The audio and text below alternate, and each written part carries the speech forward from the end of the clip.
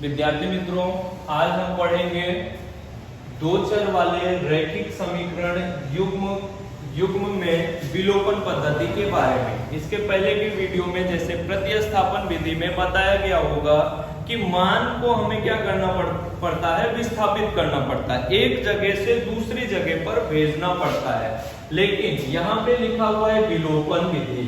अब विलोपन विधि का ऐसे अगर हम नाम सुनते ही सोचें कि विलोपन का मतलब क्या होता है, किसी भी मान को खो देना, एक मान को क्या करना, खो देना, मतलब विलुप्त कर देना, गुमा देना। तो अभी आज हम इसी विधि के बारे में पढ़ने वाले हैं। जैसे इसके पहले हमने प्रतिस्थापन विधि बताई होगी, मान को दूसरी तरफ भेजा जाता था। इस विधि में मान को कहीं भेजना नहीं है, हमें या तो x के मान को या फिर y के मान को, दोनों में से किसी एक मान को हमें बराबर करना होगा और समीकरण को जोड़ना अथवा घटाना होगा। दोनों में से हम कोई भी क्रियाएं कर सकते हैं। और इसका हम एक उदाहरण लेंगे।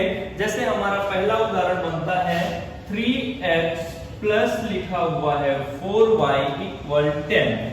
पहला इक्वेशन हमारा क्या है, मतलब पहला समीकरण हमारा है 3x प्लस 4y बराबर 10 और दूसरा समीकरण हमारा लिखा हुआ है 2x माइनस 2y बराबर में हम लिख सकते हैं 2। मतलब सभी संख्याओं में क्या है, 2 ही है। अभी हम अगर इसको हम यहाँ पे पहला समीकरण और दूसरा समीकरण हम मान लेते हैं। अब पहले या दूसरे समीकरण में हमें क्या करना है, या तो x के मान को या फिर y के मान को हम बराबर करेंगे। तो यहाँ पर हम देखते हैं x के मान को बराबर करना हमारे लिए ज्यादा आसान होता है। क्यों? क्योंकि अगर हम y के मान को कभी भी बराबर करते हैं तो उसके साथ में हमें कभी समीकरण को जोड़ना पड़ेगा और कभी हमको घटाना पड़ेगा। इसलिए हम यहाँ पे क्या करते हैं कि हम हमेशा और हमेशा के लिए x के मान को ही बराबर करते हैं और हमेशा के लिए हम समीकरण को घटाते हैं। अब यहाँ पे देखेंगे समीकरण 1 में 3x है और यहाँ पे लिखा हुआ है 2x। अब ये दोनों मान हमारे बराबर नहीं है, लेकिन हमें पहाड़ा आता है। पहाड़े में अगर हम देखते हैं टेबल में कि अगर 3 के पहाड़े में भी 6 आता है और 2 के पहाड़े में भी 6 आता है, लेकिन कितनी बार में आता है, अगर हम 3 के पहाड़े में देखें तो 2 बार में 6 आता है और इसमें देखें 2 के पहाड़े में 3 बार में, इसमें 2 बार में और इसमें 3 बार में 6 आता है। तो यहां पर हम लिख सकते हैं समीकरण 1 गुणे 2 और समीकरण 2 गुणे 3 लिख सकते हैं। मतलब समीकरण 1 में हम 2 का गुणा कर सकते हैं और समीकरण 2 में 3 का गुणा कर सकते हैं, कोई फर्क नहीं पड़ेगा। लेकिन गुणा हमारा दोनों पक्षों में होना चाहिए। ये पहला पक्ष और ये हमारा दूसरा पक्ष, इसमें ये पहला पक्ष और ये है इसका दूसरा पक्ष। तो गुणा हमारा दोनों पक्षों में अगर होगा तो संख्या पर कोई प्रभाव नहीं पड़ेगा। फिलहाल गुणा करके देखते हैं तो ये हो जाएगा 2 गुणे 3x प्लस 4y बराबर लिख सकते हैं 10 गुणे 2। दूसरे समीकरण में 3 का गुणा करना है, इसलिए लिख सकते हैं 3 गुणे 2x माइनस 2y बराबर 2 गुणे 3। और आगे सवाल को सॉल्व करेंगे। यहाँ पे हो जाएगा 2 से कोष्टक का विस्तार, तो ये हो जाएगा 6x प्लस 2 चौको 8y और इक्वल 10 दूना 20 हो जाएगा।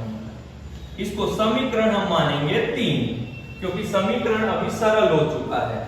आगे का समीकरण बनाएंगे 2 तिया 6x माइनस हो जाएगा 2 तिया 6y और ये हो जाएगा बराबर 2 तिया 6। समीकरण हमारा बन जाएगा 4। अभी हम समीकरण 3 से 4 को घटा सकते हैं। तो यहाँ पे लिखेंगे समीकरण 3 माइनस 4। समीकरण 3 से 4 को घटाने पर समीकरण 3 लिखेंगे सबसे पहले 6x प्लस 8y बराबर 20। दूसरा समीकरण 6x माइनस 6y बराबर 6। यहाँ माइनस और यहाँ माइनस का चिन्ह है इसलिए यहाँ पे लगेगा प्लस चिन्ह, और यहाँ प्लस चिन्ह है इसलिए यहाँ पे लगेगा माइनस चिन्ह। क्यों? क्योंकि मैं समीकरण को घटा रहा हूं। अगर समीकरण को घटाया जाता है तो जहां पे चिन्ह हमारा प्लस होता है वहां माइनस हो जाता है, और जहां माइनस होता है वहां पे प्लस हो जाता है। फिर यहाँ पे देखते हैं एक चिन्ह प्लस में और एक माइनस में, इसलिए ये पूरी संख्या हमारी कट जाती है या कह सकते हैं जीरो हो जाती है। यहाँ पे देखेंगे 8 और 6 भी प्लस में आ गया क्योंकि हमने प्लस का चिन्ह लगाया हुआ है। तो 8 और 6 कितना हो जाएगा? 14y बराबर 20 में से 6 माइनस करते हैं तो भी 14 बचता है। तो y बराबर हमारा हो जाएगा 14, और ये गुणे में है तो जाएगा भाग में। तो 14 बटे 14, 14 से 14 कट गया, y बराबर आ गया हमारा 1। अभी y का मान आ गया है, मतलब एक चर का मान हमें प्राप्त हो गया है, मिल गया है।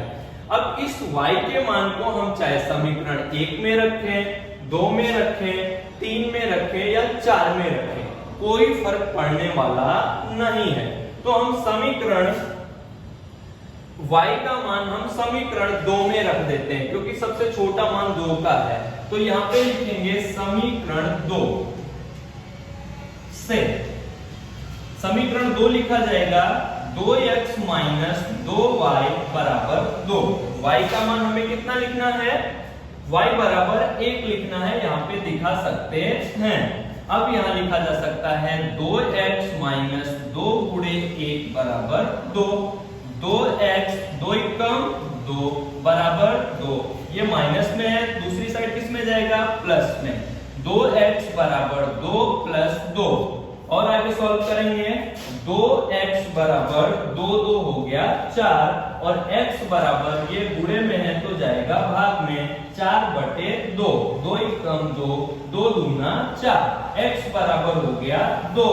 अभी ये हमारा x का मान और दूसरा y का मान यहाँ पे हमारा आया हुआ है 1। अब ये हमारे दो चर हो गए, पहला चर x का मान 2, दूसरा चर y का मान आया हुआ है 1, और यहाँ पे हमने x का विलोप किया हुआ है, इसलिए यहाँ पे विलोपन पद्धति का उपयोग हो रहा है।